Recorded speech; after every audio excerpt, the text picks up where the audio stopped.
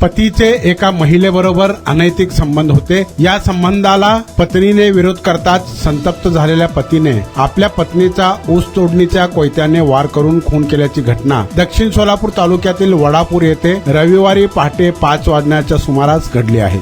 सविता जक्कप्पा पुजारी वय 35 असे खून झालेल्या पत्नीचे नाव आहे। याबाबत माहिती अशी की ऊसतोड कामगार जक्कप्पा मणगेरी पुजारी राहणार हत्ताळी तालुका चडचण जिल्हा विजयपूर याचे यल्लव्वा शंकरेरप्पा पुजारी राहणार हत्ताळी तालुका चडचण जिल्हा विजयपूर हिच्यासोबत अनैतिक संबंध होते। याची माहिती जक्कप्पा याची पत्नी सविता यांना मिळाली होती। यावरून दोघा पती पत्नी नेहमी भांडण होत होते। जक्कप्पा पुजारी हे वडापूर येथे दत्तात्रेय गणेशकर यांच्या शेतात ऊसतोड कामगार म्हणून कामास आले होते। त्या ठिकाणी जक्कप्पा पुजारी व पत्नी सविता यांच्यामध्ये याच कारणावरून पुन्हा एकदा जोरदार भांडण झाले। यावेळी रागात जक्कप्पा यांनी आपली पत्नी भाग्यश्री हिच्या डोक्यावर गळ्यावर कोयत्याने सपासप वार करून तिचा खून केला।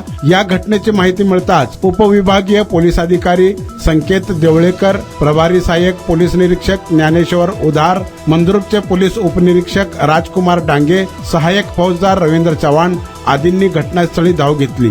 या खून प्रकरणात वापरलेल्या कोयता पोलिसांनी जप्त केला असून आरोपी पती जक्कप्पा पुजारी याला पोलिसांनी ताब्यात घेतली आहे। या घटनेचे फिर्याद दादा गोंड महादेव कट्टीमणी राहणार सातपूर तालुका इंडी जिल्हा विजयपूर यांनी पोलिसात दिली असून पुढील तपास फौजदार डांगे हे करीत आहेत।